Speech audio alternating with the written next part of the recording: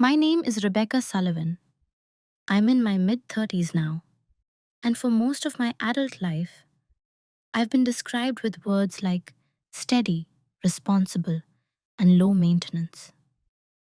I live a quiet life, the kind that doesn't demand attention. I work, I pay my bills, I keep my promises. If you met me casually, you might think I've always been this way, self contained, unremarkable, fine. People often underestimate me because I don't express my pain.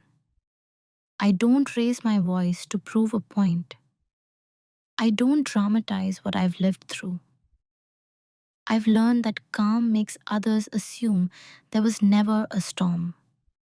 That assumption has followed me for years, and for a long time, I let it. This story isn't about a villain in the obvious sense. It's about love that slowly turned into authority, about protection that hardened into control, about a father who truly believed every limit he set, every decision he made for me was for my own good, and about a daughter who learned, very slowly, what it costs to confuse obedience with safety. I want to be clear about something from the beginning. This is not a revenge story. There are no dramatic confrontations, no screaming matches, no moment where everyone claps because the truth finally came out. That's not how it happened. And it's not how real power shifts usually happen. What I'm going to share is quieter than that, more uncomfortable, more human. This is a story about how control can look like care when you're young, how it can feel like love when you're dependent, and how, over time, it can hollow you out so gradually that you don't notice the absence of choice until one small moment makes everything undeniable. You'll hear about rules that weren't written down, decisions that were framed as guidance, sacrifices that were praised until they became expected. You'll hear about how I learned to stay silent, not because I was weak, but because silence was the only way to survive without escalating the situation. And eventually, how that same silence became something else entirely. I'm telling this honestly, without exaggeration, because I know how easy it is to dismiss stories like this, especially when there are no bruises to point to, especially when the person in control insists they were only trying to help, especially when the child appears successful on the outside. This isn't about blaming a parent or rewriting the past to make myself look brave. It's about tracing the emotional logic of what happened step by step and showing how quiet dominance works when it's wrapped in concern. If you've ever felt grateful and trapped at the same time, if you've ever wondered whether love should feel this heavy, then maybe, as you listen, you'll recognize something familiar. Have you ever questioned where guidance ends and control begins? To the people around us, I was the good daughter. That phrase followed me everywhere: family gatherings, school meetings, church lunches, even casual conversations with neighbors who barely knew my name. Rebecca is so mature. She never causes trouble. You're lucky. She listens. The words were always delivered with a smile, usually directed at my father, who would nod in quiet satisfaction, as if my compliance were a personal achievement. I learned early that being seen as good meant being small in specific ways. It meant anticipating needs before they were spoken. It meant not asking for things that might inconvenience someone else. It meant understanding that my feelings were acceptable only if they aligned with what was already decided for me. My father was never cruel in the way movies depict cruelty. He didn't shout. He didn't threaten. He didn't belittle me in public. In fact, he was widely admired, hardworking, principled, deeply involved in my life. He knew my schedules better than I did. He reviewed my choices with the seriousness of a project manager. He framed his involvement as care, his rules as protection. And I believed him. How could I not?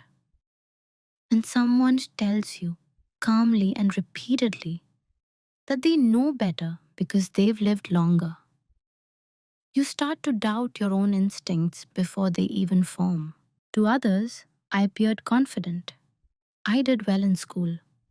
I followed through on responsibilities. I didn't rebel. Teachers praised my discipline. Relatives called me wise beyond my years. What they didn't see was how much of my personality had been edited down to fit what was acceptable. I wasn't invisible exactly, but I was filtered. My opinions were shared carefully, softened before they left my mouth. My preferences were presented as tentative suggestions, easily withdrawn. When decisions were made about my future, what I should study, where I should live, which opportunities were realistic, they were presented as conversations, but they always ended the same way. My father would listen, nod, and then gently explain why his way made more sense. "You'll thank me later," he'd say. And I thought that was love, because it sounded like concern, because it came with reassurance, because it was never loud enough to fight. Inside the family system, my role was clear. I was reliable. I was the stabilizer, the one who didn't add stress. If something needed handling quietly, I handled it. If emotions ran high, mine stayed controlled. I absorbed tension like a sponge because it kept the peace. What I didn't realize at the time was how early I'd learned to disappear without leaving the room. I became skilled at reading micro shifts in my father's tone, knowing when a question was safe, when it would be seen as resistance. I adjusted accordingly. I told myself this was maturity, adaptability, respect. No one ever asked me what it felt like. They assumed that because I wasn't struggling outwardly, I wasn't struggling at all. That assumption became a kind of social shield around my father. After all, how controlling could he be if his daughter was doing so well? And I played my part in maintaining that image. Not out of loyalty exactly, but out of habit. Out of the quiet fear that if I disrupted the narrative, I would lose the approval that had always been my currency. I didn't think of myself as controlled. I thought of myself as guided, supported, safe. It's only in hindsight that I can see how narrow my world had become, how few decisions were truly mine, how much of my identity was shaped around being acceptable rather than being honest. Back then, if you had asked me who I was to them, I would have answered proudly, the daughter who makes things easier. I didn't yet understand the cost of being easy to manage. The first time something felt wrong, it was so small I almost dismissed it myself. I was in my early 20s, freshly out of school, standing in the kitchen while my father reviewed an opportunity I had been quietly excited about. It wasn't dramatic, no risky career leap, no rebellion. Just a modest position that would have moved me to a different part of the city. A chance to live on my own terms, even if only slightly. I explained it carefully. I had learned to present my hopes the way one presents evidence: calm, reasonable, already prepared for objections. I talked about the benefits, the logistics, and the safety considerations. I even preempted his concerns, which I knew by heart. He listened. That part is important. He always listened. Then he smiled, not unkindly, and said, "That's not a good fit for you." "No, I'm worried." "Have you thought about just a conclusion? Clean, final." He went on to explain why. The commute, the neighborhood, the people I'd be working with, the instability. The tone was gentle, almost instructional, like a father teaching a child how to cross the street. And as he spoke, something in me tightened, not sharply, not painfully, but enough to notice. I remember nodding. I remember agreeing. I remember saying, "You're probably right." What I also remember is the silence afterward. The way the conversation ended without space for my feelings. The way my excitement evaporated, replaced by a familiar, practiced calm. No one else noticed anything unusual. If I mentioned it later, it was framed lightly. "My dad thinks it's not the best idea." People nodded. Of course he did. He cared. He was involved. I was lucky. That's what made it a cut instead of a wound. It didn't bleed. It didn't demand attention. It simply marked something. After that, similar moments began to appear. Subtle, spaced out enough to feel incidental. A suggestion about where I should live quietly became a decision. Advice about finances that left me with less autonomy than I realized. Opinions about who was good for me, socially, professionally, and emotionally. Each time it was reasonable. Each time I could explain it away. And each time I told myself I was choosing peace over conflict. But there was a pattern forming, even if I couldn't name it yet. What stayed with me most wasn't what he said. It was how quickly my own voice retreated. How fast I learned to override my initial reactions. I didn't argue. I didn't push back. I adjusted. That adjustment became automatic, like muscle memory. I started to notice that when I felt strongly about something, my first instinct wasn't expression, it was calibration. How will this be received? Is this worth the tension? What's the safest version of this thought? That wasn't something my father explicitly taught me. It emerged naturally, the way children learn the rules of gravity, by falling just enough times to avoid it later. To anyone watching, nothing had changed. I was still composed, still cooperative, still doing well. But internally, a quiet shift had occurred. I had learned that enthusiasm was provisional, that independence needed permission, that my certainty was less trustworthy than his concern. The most unsettling part was how normal it all felt. I didn't feel angry. I felt corrected, redirected, like a draft that had been gently revised by someone more experienced. And because it didn't hurt in any obvious way, I assumed it wasn't harmful. That's how the first small cut works. It doesn't announce itself. It blends into the narrative of care. It teaches you to doubt yourself just enough that you stop noticing when it happens again. I didn't mark that moment as significant at the time. I only remember it now because it was the first time I felt something quietly taken from me and told myself it was gratitude I was feeling instead. Once the first small cut healed without a scar, the others were easier to accept. They didn't arrive as insults or commands. They arrived as patterns, a gentle consistency that made resistance feel unnecessary, even irrational. By then, I had learned how to smooth over the internal discomfort before it ever reached my face. If my father disagreed with the plan, he didn't say I was wrong. He said he was concerned. If I expressed a preference that didn't align with his, he reframed it as something I hadn't thought through yet.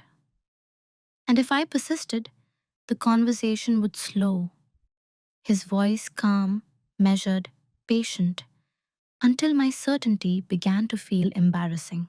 Let's be realistic, he would say. I learned to interpret that phrase as a boundary I shouldn't cross. Over time, I noticed that my decisions were treated as drafts, while his were treated as conclusions.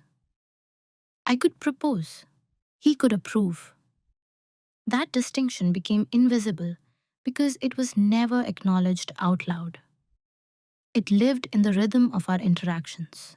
I told myself this was normal, that this was how parents guided their adult children, that independence didn't mean isolation. I rationalized the imbalance because it was easier than confronting it, and because everyone else seemed to see it as healthy, even admirable. What made it harder to question was how much praise I received for my adaptability. You're so understanding. You don't have an ego. You're not like other people your age. Each compliment reinforced the same behavior: staying agreeable, staying flexible, staying quiet when something didn't sit right.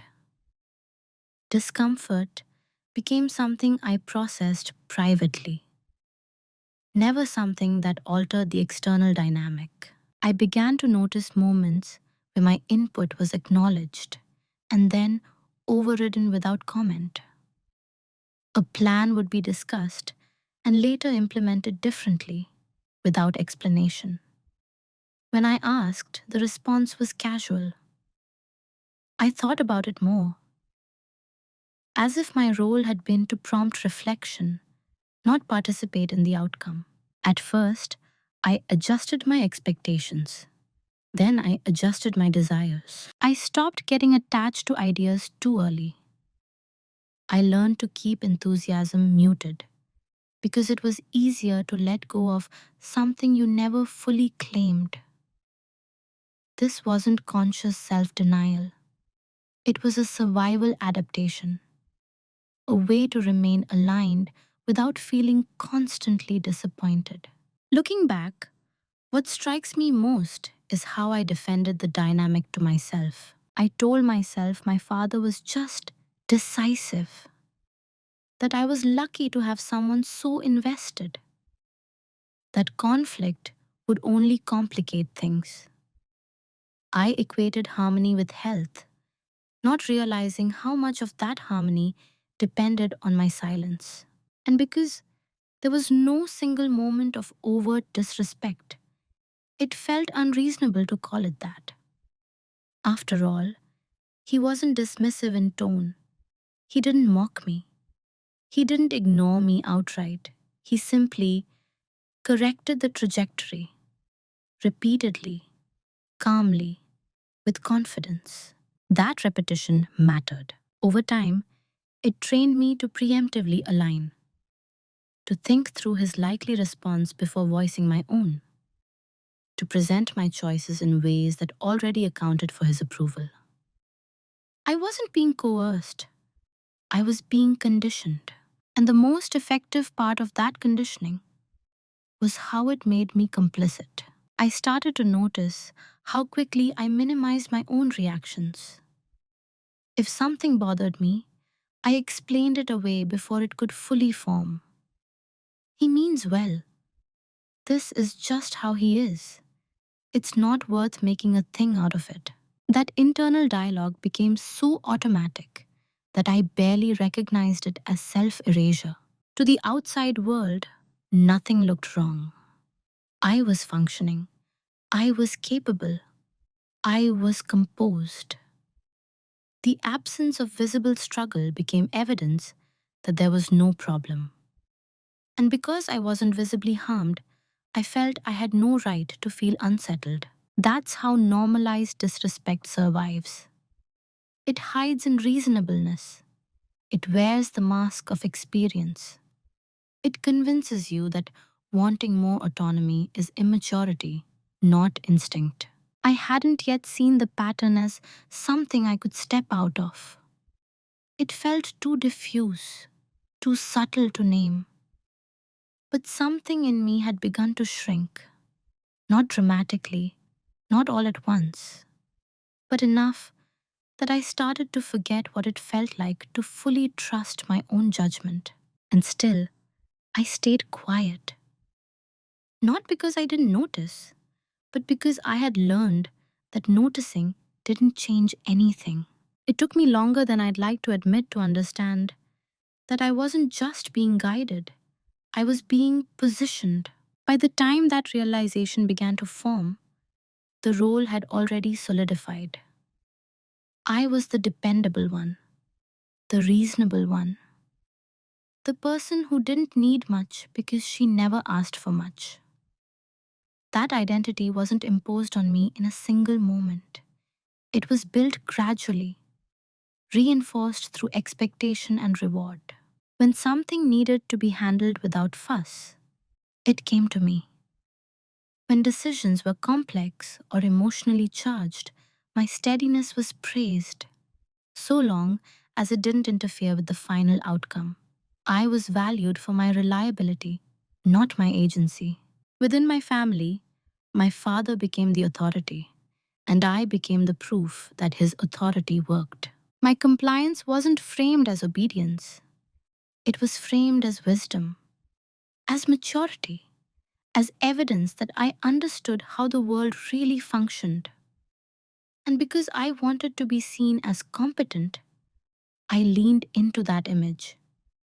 I didn't challenge it, I maintained it. What I didn't see at first was how narrow the space became for any version of me that didn't fit the role. If I expressed doubt, it was interpreted as stress. If I expressed frustration, it was reframed as fatigue. Any emotion that hinted at resistance was gently redirected into something more acceptable. You're just overwhelmed. You're overthinking. This will make sense later. Over time, I stopped bringing those emotions forward at all. The role I was assigned didn't require me to disappear completely. It required me to be useful. Useful people are rarely questioned. They're relied upon, appreciated, and quietly constrained. Their value is tied to consistency, not growth. I began to notice that when I complied quickly, things ran smoothly. Conversations stayed light. Approval was implicit. But when I hesitated, when I paused before agreeing, the atmosphere shifted. Not dramatically, just enough to register. A subtle cooling, a reminder of where stability came from. So I learned to anticipate that shift and avoid it. I told myself I was choosing ease. I told myself this was what adulthood looked like, knowing when to push and when to yield. But the truth was simpler and harder to face. I was being rewarded for staying within a version of myself that was easy to manage. What made it even more confusing was that I wasn't miserable. I had a life, friends, a career. I functioned well. That functionality became another argument against questioning the role. If it's not broken, why fix it? If I'm doing fine, what right do I have to complain? But beneath that logic was a quiet erosion, a sense that my life was being optimized for stability rather than authenticity, that my path was being curated to minimize risk, not maximize alignment. I started to feel like a supporting character in my own decisions, present, involved, but never fully in control of the narrative arc. The realization didn't arrive as anger, it arrived as clarity. a growing awareness that the role I played was less about who I was and more about what kept the system balanced. My father didn't need me to be fully autonomous. He needed me to be predictable, and I had become very good at that. Once I saw the role, I couldn't unsee it. I noticed how often my choice aligned perfectly with what had already been decided. How rarely I surprised anyone. How my reliability had become a form of containment. Still, I didn't confront it. Not yet. Because understanding the role is one thing, stepping out of it is another entirely. And at that point, I wasn't ready to risk the stability that had defined my life. But something had shifted. I was no longer unaware. And awareness, once it takes hold, doesn't go back to sleep. The day something shifted didn't look important from the outside. There was no argument, no raised voices, no dramatic declaration. It was an ordinary afternoon, the kind that blends into memory until something small reframes it entirely. I was sitting alone, reviewing a decision I had already agreed to, one that, on paper, made sense. It was practical, safe, approved, and for the first time, I felt a clear, quiet resistance that I didn't immediately override. It wasn't anger, it wasn't fear, it was recognition. I remember staring at the notes in front of me and realizing that I couldn't trace the decision back to myself. I could explain why it was logical. I could list the benefits, but I couldn't locate the part of me that actually wanted it. That absence landed differently than disappointment ever had. Instead of rationalizing it away, I paused. That pause was new. I noticed how quickly my mind began to assemble familiar defenses. It's not a big deal. You can adapt. This is the sensible option. But beneath those thoughts was a steadier voice, not louder, just more grounded, asking a single question. When did practicality replace preference entirely? I didn't answer it right away. I just let it sit. For the first time, I allowed myself to imagine what it would feel like to choose something without pre approval. The image was faint, almost abstract, but it carried a sense of relief that surprised me. Not excitement, relief. As if a tight muscle I hadn't known was tense had briefly relaxed. That moment didn't make me confront anyone. It didn't change my behavior overnight, but it altered the way I observed myself. I started to notice how often my initial impulses were edited before they became actions. How frequently my internal response was followed by an automatic adjustment.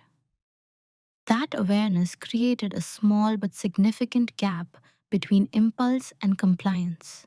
In that gap, I felt something like agency for the first time in years. I began to track my reactions, not to judge them, but to understand them. When I felt resistance, I noted it instead of suppressing it. When I felt agreement, I asked myself whether it was genuine or habitual. This wasn't a rebellion, it was an observation.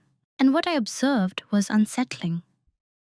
Many of my choices had been shaped more by the avoidance of discomfort than by alignment with my values. I had been optimizing for peace, not integrity, for stability, not self trust. The shift wasn't dramatic enough for anyone else to notice. Outwardly, nothing changed. I still followed through. I still appeared agreeable. But internally, I stopped equating silence with virtue. I also stopped assuming that discomfort meant I was wrong. That was perhaps the most significant change.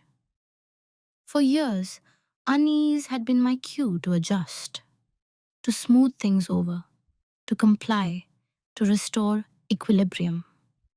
Now, I treated it as information, not an alarm to silence, but a signal to examine. I didn't tell my father about this internal shift. There was no reason to. At that point, it wasn't about him. It was about me reclaiming the ability to experience my own reactions without immediately correcting them. I began to understand that the cost of staying aligned with someone else's vision of my life was the gradual loss of my own. And once that understanding settled, it didn't provoke panic. It produced resolve. Quiet resolve. I didn't know yet what I would do with it. I didn't have a plan. I only knew that I could no longer unsee the pattern, that something fundamental had changed in how I related to my own decisions. The day something shifted wasn't the day I acted. It was the day I stopped ignoring myself. After that day, my silence changed texture. Before, it had been reflexive, an automatic response shaped by years of conditioning. I stayed quiet because it felt safer, smoother, expected. But now, silence became deliberate, chosen, observed. I didn't announce this shift to myself with any ceremony. I simply stopped rushing to fill space.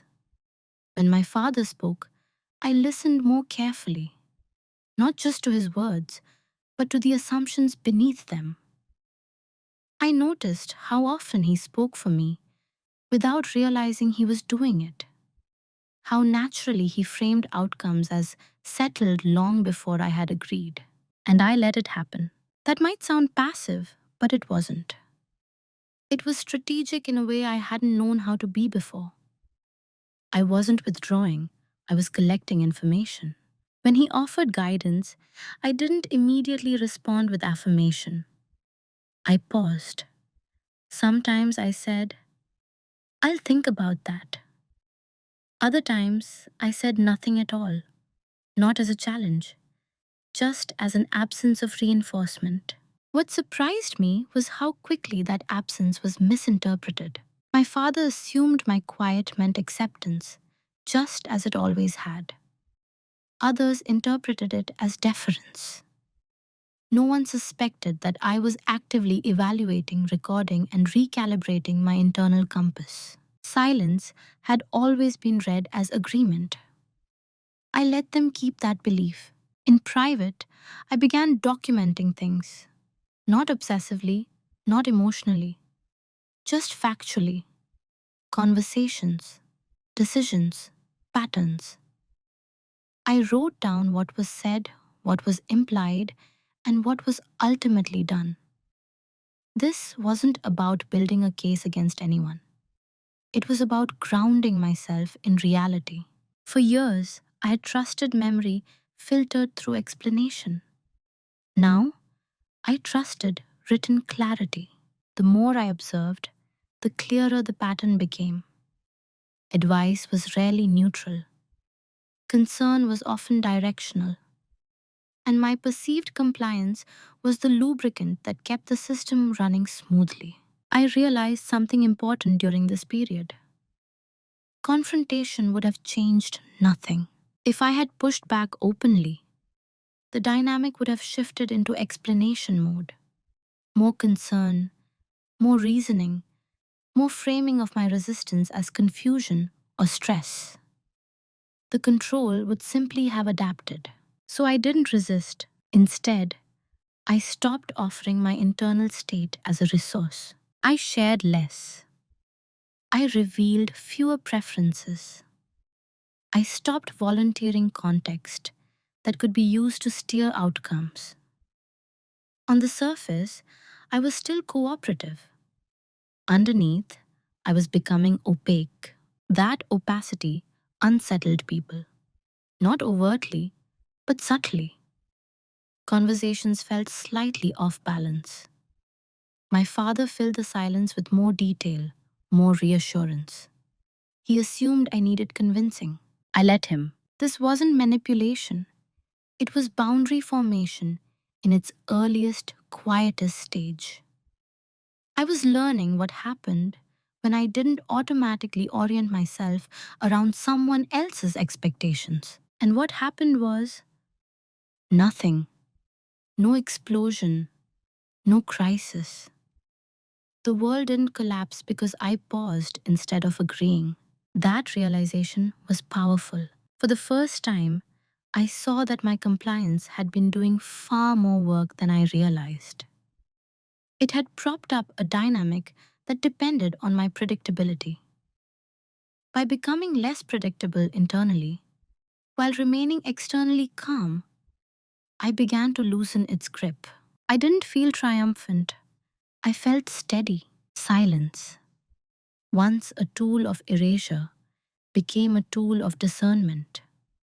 I used it to create space where there had never been any, to hear my own reactions before translating them into something palatable. Others mistook this for the same old behavior. They assumed I was still the reliable one, still easy, still aligned. That misinterpretation worked in my favor, because while they were reading my quiet as weakness, I was using it to decide who I would become next.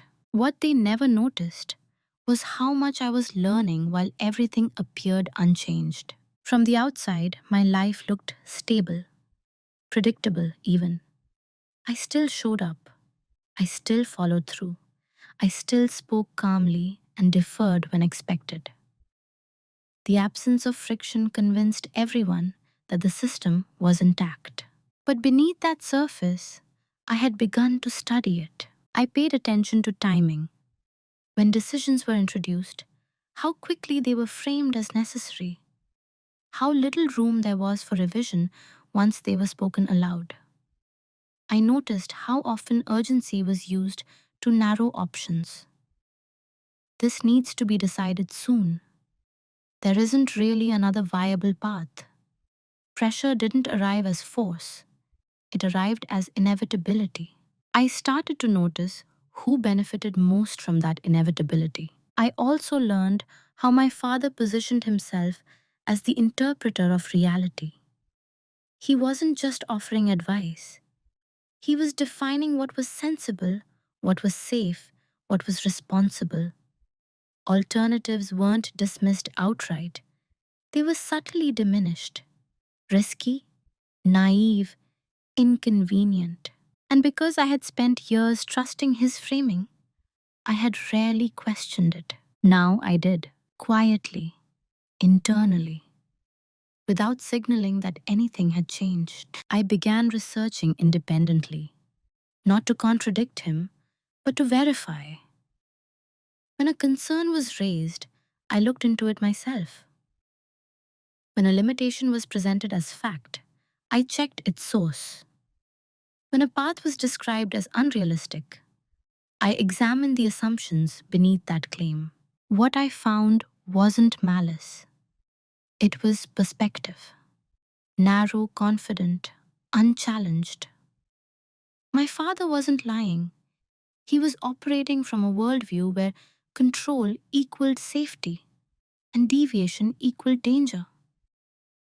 And because no one had ever seriously contested that worldview, it had calcified. I also began to see how much I had been underestimated because I was calm, because I didn't argue, because I had accepted guidance for so long. It was assumed I wouldn't suddenly develop independent judgment. My silence was read as dependency, not discretion. That miscalculation created space. I learned the systems I had once deferred to: financial structures, legal boundaries, professional pathways. I didn't announce this learning. I didn't seek validation for it. I treated it as groundwork. I began to understand where authority actually lived and where it didn't. For years, I had assumed that control was centralized in my father's confidence, that his certainty gave him power. What I realized instead was that his influence depended heavily on my participation. on my willingness to consult, to explain, to align. Without that, his authority had limits. That realization didn't make me angry. It made me precise. I documented interactions not because I expected conflict, but because I wanted continuity of truth. Gaslighting thrives in ambiguity. Clarity disrupts it quietly. I also noticed something else. The more I withheld emotional transparency, the more my father filled the space with assumptions. He interpreted my neutrality as agreement, my pauses as consideration, my lack of resistance as trust. He never considered that I might be preparing, because preparation didn't fit the role I had always played. That was the hidden leverage no one saw coming. Not money, not secrets, not alliances, just competence combined with restraint. The ability to learn without broadcasting, to plan without threatening, to observe without reacting. I wasn't trying to win. I was trying to exit a dynamic intact. And that required patience. I didn't rush toward independence as an act of rebellion. I moved toward it as an act of alignment. Each step was measured. Each decision is anchored in information rather than impulse. I learned to separate what was truly risky from what had simply been labeled that way. I learned which fears were inherited and which were earned. I learned that safety isn't something someone else can provide indefinitely without cost. Through all of this, nothing outwardly changed. That was the point. They never noticed because they weren't looking for change. They were looking for continuity, and I provided it just long enough to finish becoming someone who no longer needed permission. The private reveal didn't arrive as a shock. It arrived as confirmation. By the time it happened, I had already sensed it forming, an outline without definition. Something I couldn't name yet, but felt stabilizing itself beneath the surface of my life. When clarity finally came, it didn't bring excitement or triumph. It brought stillness. I remember the exact moment because of how unremarkable it was. I was reviewing documents late one evening, cross-checking information I had gathered over months. Financial records, agreements, timelines, patterns of decision-making that had once felt overwhelming now appeared. Finite, structured, understandable. And suddenly, I saw it. Not a single vulnerability, not a dramatic secret, just a clear understanding of where the leverage actually lived and how little of it was emotional. For years, I had believed that my father's control came from his authority, his experience, his certainty. What I saw instead was that it came from my accessibility, from how much of my inner life I had made available for interpretation, correction, and redirection. That accessibility had always been framed as closeness, as trust, as family, but it had functioned as a channel, one that allowed him to steer outcomes without resistance. And I had quietly closed that channel. The reveal was realizing that I was no longer dependent in the ways he assumed I was. Not financially, not logistically, not legally. I had prepared without announcing it, built redundancy into my life, learned what resources were actually mine to manage, understood which decisions required consultation and which didn't. There was no moment of celebration because there was no sense of victory. What I felt was neutrality. The dynamic that had once felt immovable now appeared conditional.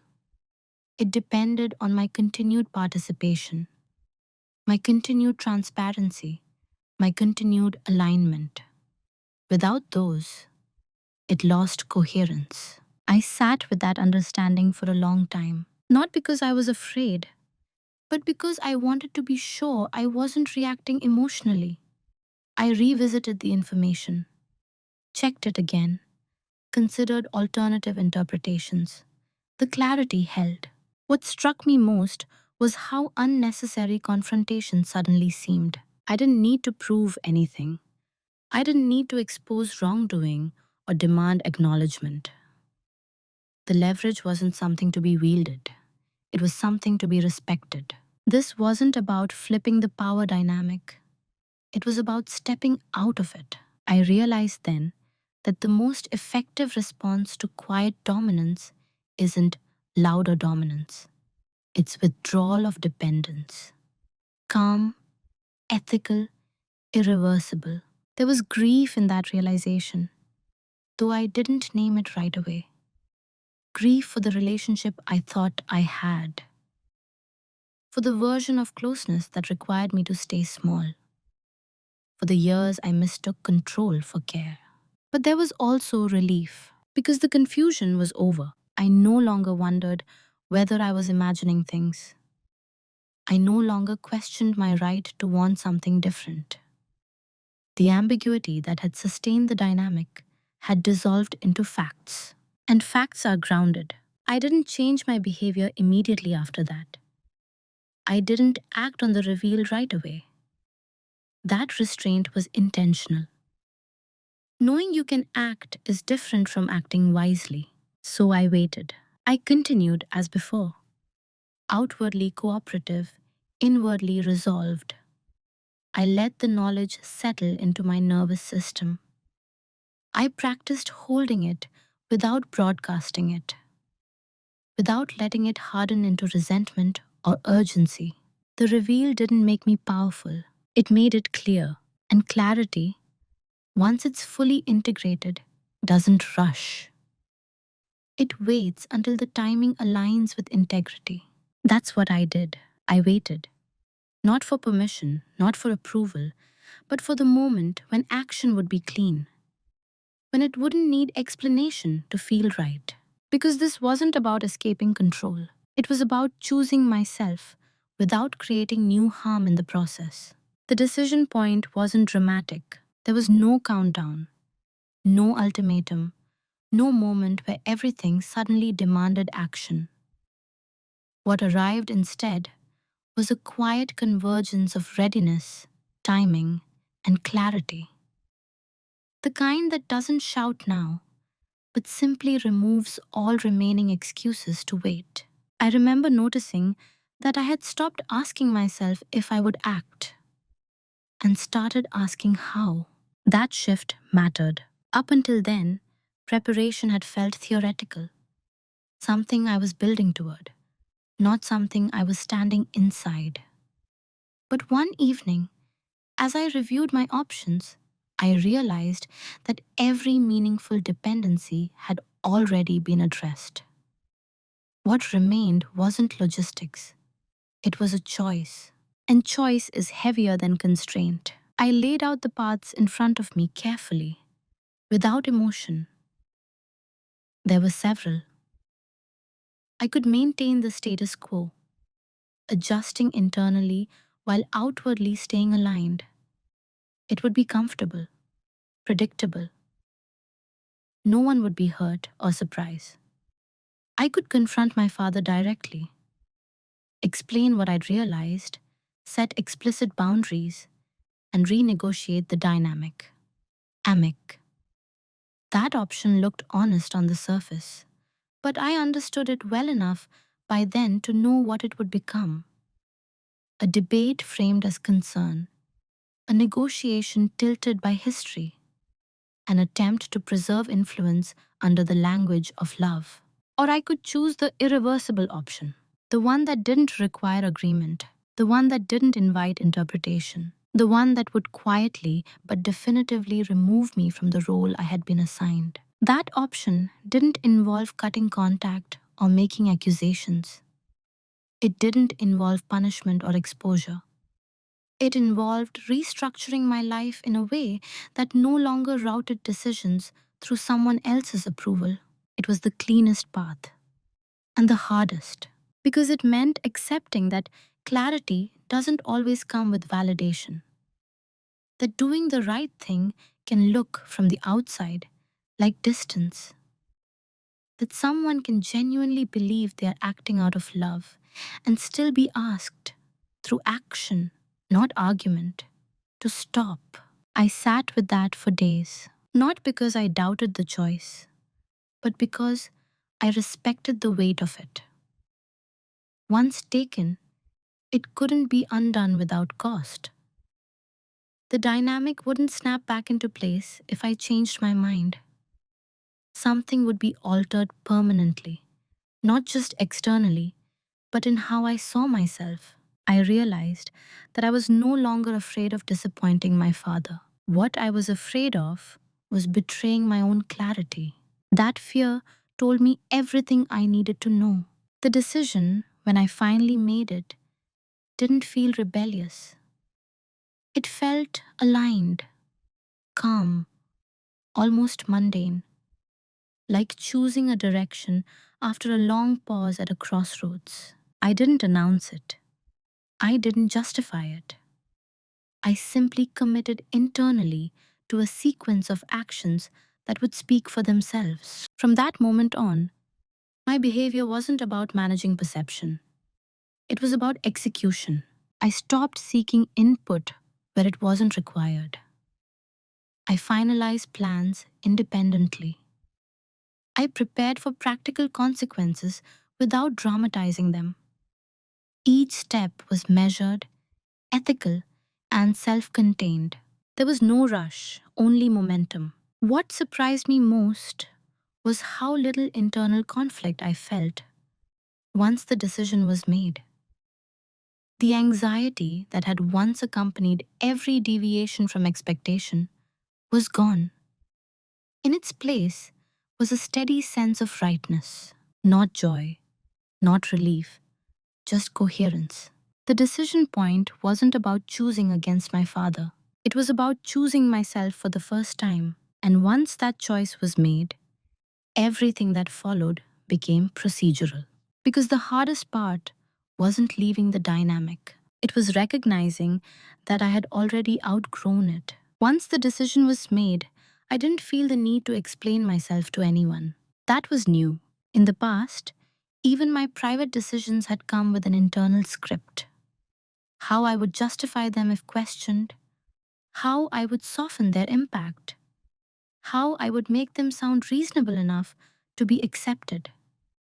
Now, I moved without narration, without rehearsal.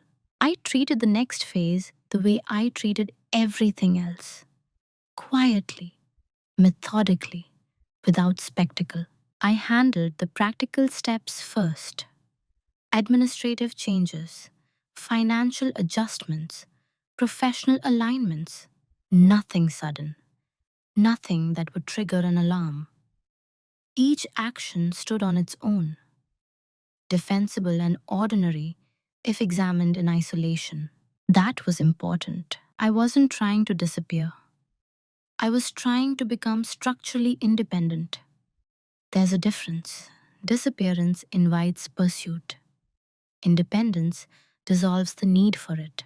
I made decisions in the margins of normal life, during lunch breaks, late evenings, weekends, that looked unremarkable from the outside.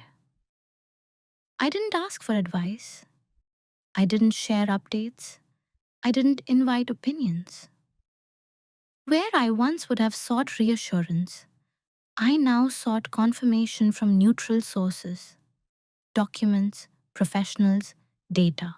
Facts don't personalize your choices. As I moved forward, I noticed something unexpected: the absence of interference. Because nothing I did violated any explicit rule. No one had grounds to object.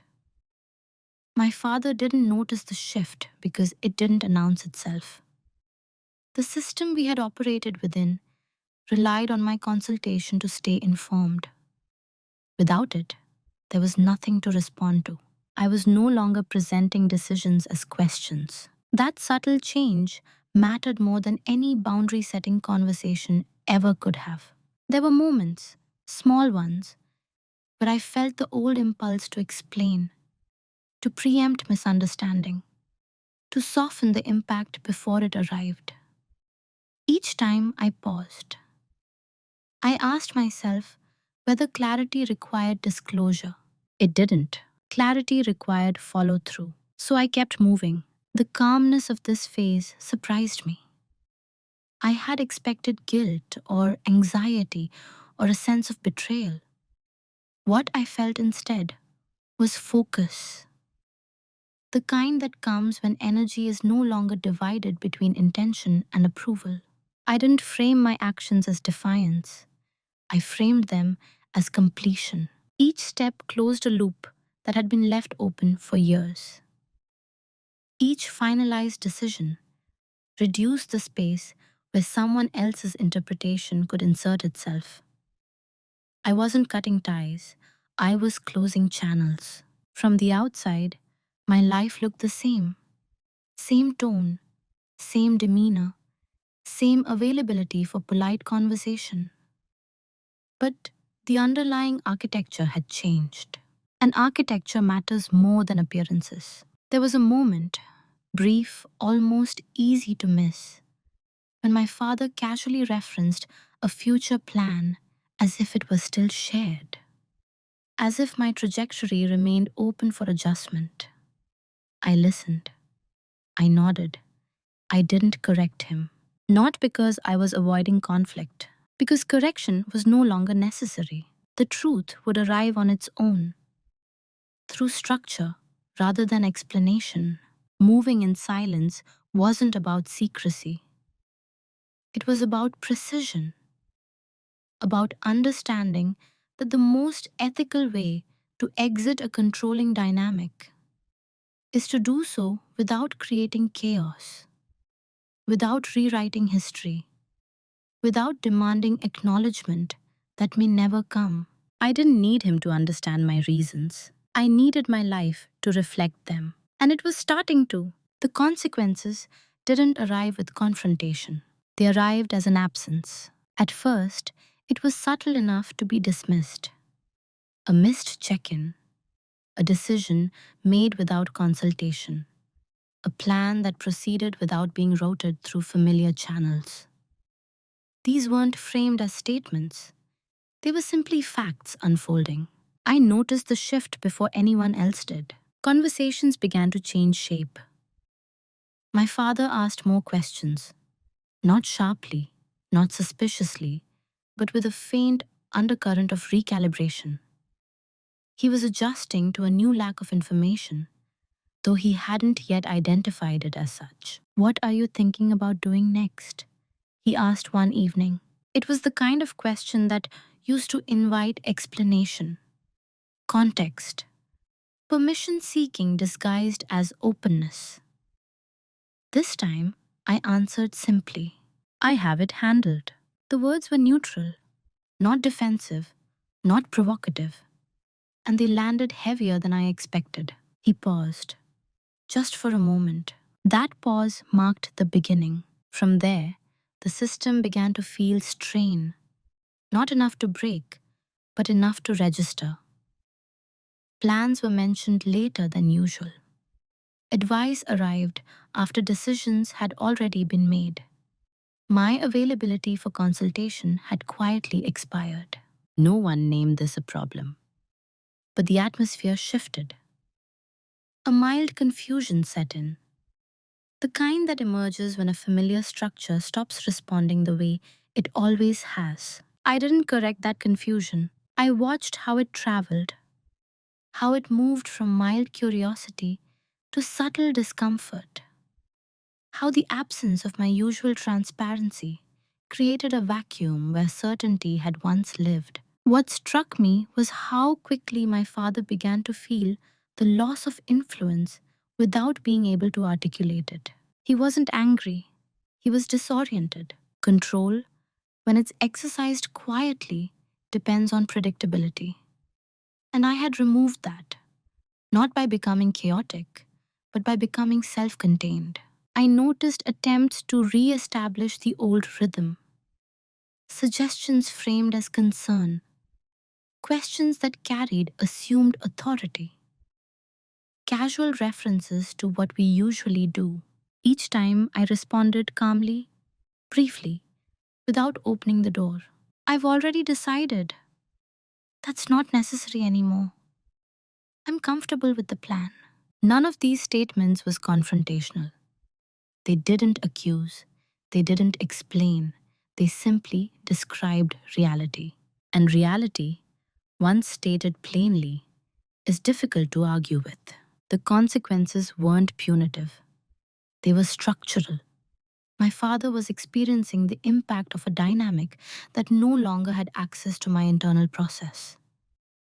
And because he had never had to operate without that access, the adjustment was uncomfortable. What I felt during this phase surprised me. I didn't feel triumphant. I didn't feel vindicated. I felt steady, observant, almost removed. I watched the consequences unfold without inserting narrative into them. I didn't interpret his discomfort as guilt or malice. I recognized it for what it was: loss of control that had once felt like connection. There were moments when I sensed him recalculating, testing the edges of the new reality, searching for familiar leverage points. Each time, he found them sealed, not aggressively, just closed. And because nothing I had done was unreasonable or hostile, there was no clear way to challenge it. That was the quiet justice of it. The consequences weren't designed, they were inevitable. When you remove yourself from a role, the system built around that role has to adapt or falter. I didn't gloat. I didn't explain. I simply remained consistent. Consistency, I learned, is the most disarming response to control. By the time the discomfort became visible, the window for reversal had already closed. Not because I had shut it deliberately, but because the conditions that once made reversal possible no longer existed. The dynamic required my participation to function. Without it, there was nothing to negotiate. My father began to sense that something fundamental had changed, not all at once. It came through with small misalignments. Advice that arrived after outcomes was settled. Assumptions that no longer hold. Plans that didn't include him by default. He tried at first to reassert influence the way he always had, through reassurance. You don't have to handle everything alone, he said. I just want to make sure you're not under too much pressure. You know I'm only looking out for you. The words were familiar. Once, they would have drawn me back into explanation, into reassurance, into alignment. This time, they didn't, because I wasn't overwhelmed.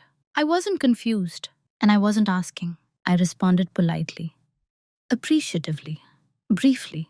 I know. I've got it covered. I appreciate the concern. What I didn't add was justification. That omission mattered more than any argument could have. As the weeks passed, his tone shifted, not to anger, but to urgency. The suggestions became more frequent. The check-ins are more pointed. He asked questions he already assumed the answers to, as if testing whether the old pathways were still accessible. They weren't. What made this phase difficult wasn't confrontation, it was restraint. I had to resist the impulse to soften the truth by re-entering the dynamic, to reassure him by explaining myself, to ease his discomfort by making myself legible again. I didn't, because doing so would have reopened a channel I had intentionally closed. At some point, he realized, perhaps unconsciously, that the usual tools no longer worked, that calm reasoning didn't redirect me, that concern didn't reposition him, that proximity didn't grant access. That realization produced something like panic, not loud, not explosive, but evident in the way he repeated himself, in the way he referenced past decisions as if they were precedents, in the way he framed my independence as sudden, confusing, out of character. "You've changed," he said once quietly. I didn't deny it. "I have," I replied. There was a long silence after that. Not hostile, just heavy. That was the moment I understood it was too late to fix. Not the relationship, but the dynamic. Because fixing it would have required acknowledging what it had been. And that acknowledgement would have challenged his self concept. The idea that his control had ever crossed into harm, even quietly, was something he couldn't engage with. And I no longer needed him to. That was the irreversible part. Once you stop needing someone's recognition to validate your reality, the power structure collapses. There's no leverage left, only memory. I didn't feel satisfied by that. I felt sad that the version of closeness I had hoped for was incompatible with autonomy. Sad that care had been expressed through constraint. Sad that love had required my smallness to remain intact. But sadness didn't mean retreat. It meant acceptance. The dynamic couldn't be repaired because it had been built on asymmetry. Repair would have required equality. And equality was something I had already claimed, not through negotiation, but through action. When my father finally stopped trying to fix things, it wasn't because he understood. It was because there was nothing left to reach for. And that, quietly, was the end of something I had outgrown long before I left it behind. The confrontation, when it finally happened, was nothing like the ones people imagine. There was no raised voice, no list of grievances, no demand for apology or understanding. It took place in a quiet, ordinary setting. 2 chairs, a familiar room, the weight of history sitting between us without being named. My father spoke first, not defensively, not aggressively, just carefully. "I feel like I don't know where I stand with you anymore." That sentence carried more honesty than anything he'd said in a long time. It wasn't an accusation. It was an admission of lost footing. I took a moment before responding, not to calculate, but to stay grounded. I had learned that silence, used well, creates space for truth rather than conflict. "I know," I said. "That's intentional." He looked at me then, really looked, as if searching for the version of me that would soften the statement, that would rush to explain, that would reframe it as a misunderstanding. "I didn't. I'm not trying to hurt you," I continued. "But I'm no longer structuring my life around being understood." The words were calm, even gentle, but they landed with finality. He asked why, not angrily, confused almost, as if the answer might restore the old map. I didn't give him a story. I didn't recount the years. I didn't justify my choices with examples or evidence. I had learned that explanations invite debate, and debate was no longer the point. "I need autonomy that doesn't require approval," I said, "and I've built that." There was no argument he could make against that, without revealing the very thing he wasn't ready to face. The conversation stayed brief, sparse, emotionally restrained on both sides. He spoke about concern, about family, about how things used to be. I acknowledged those things without yielding to them. "I understand how this feels," I said, "and I'm not asking you to agree with me." That distinction mattered. An agreement would have implied shared authority. Understanding would have reopened negotiation. I offered neither. What I offered was clarity.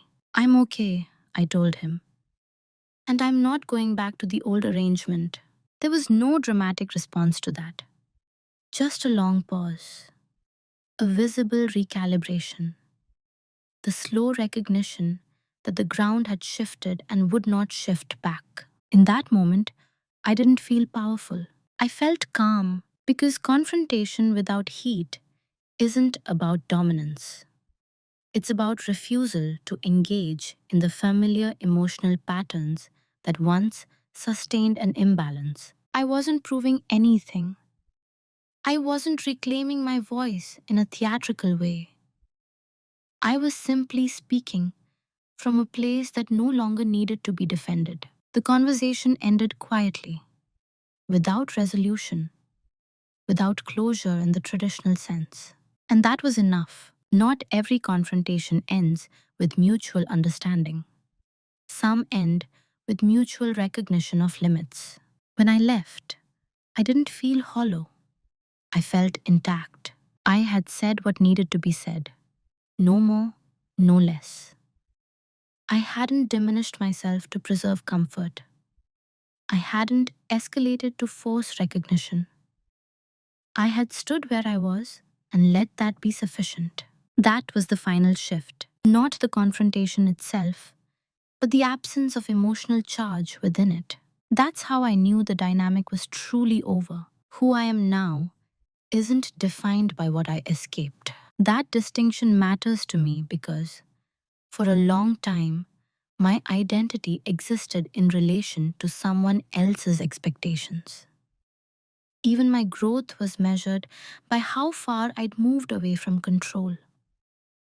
But distance alone doesn't create selfhood. Alignment does. What changed most wasn't my circumstances. It was my orientation. I no longer scan rooms for approval. I no longer pre-edit my thoughts for acceptability. When I make decisions now, they move from value to action without passing through justification. That doesn't mean I'm impulsive. It means my reasoning belongs to me. I still live a quiet life. That hasn't changed. I'm not louder. I'm not harder. I haven't adopted a persona of defiance or independence as performance. I've simply become consistent with myself. And that consistency is noticeable, to me, more than anyone else.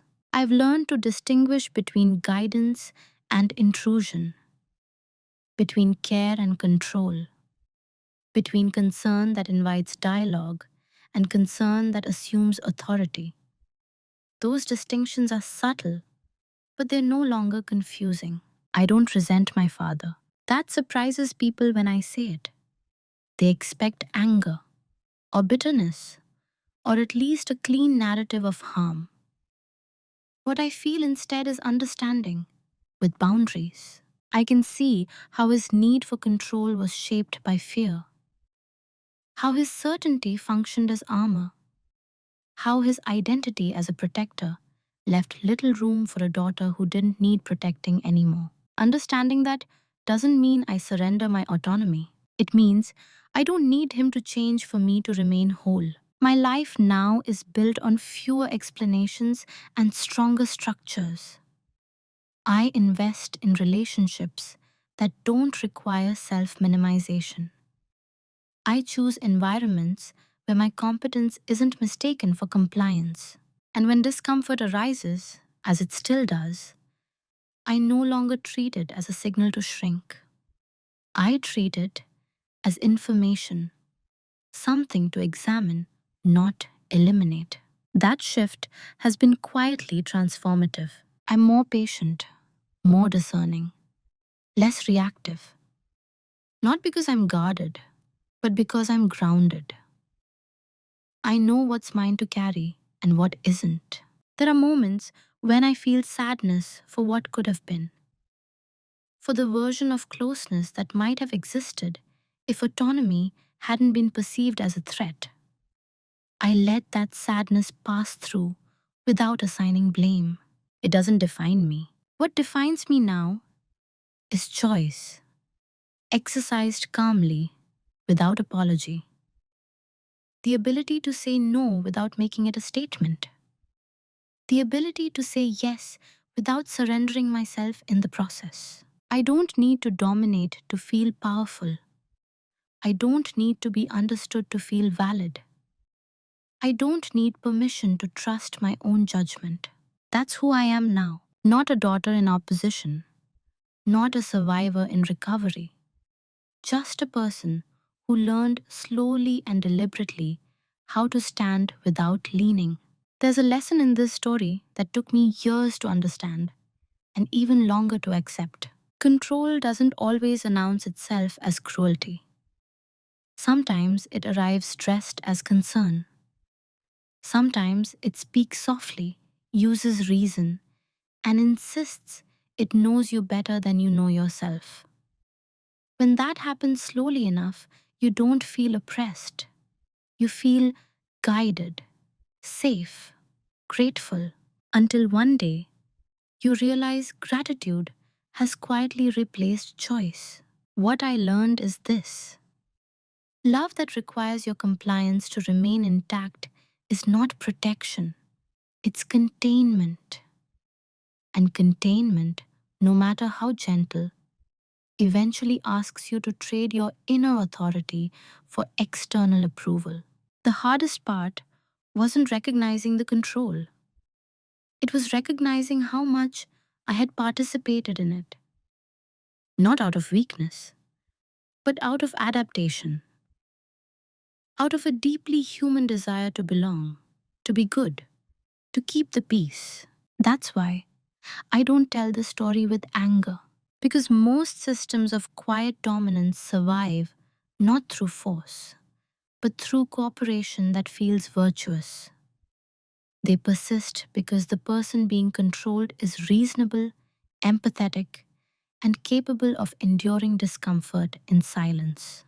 Walking away from that doesn't require confrontation, it requires clarity. Clarity about where your responsibility ends.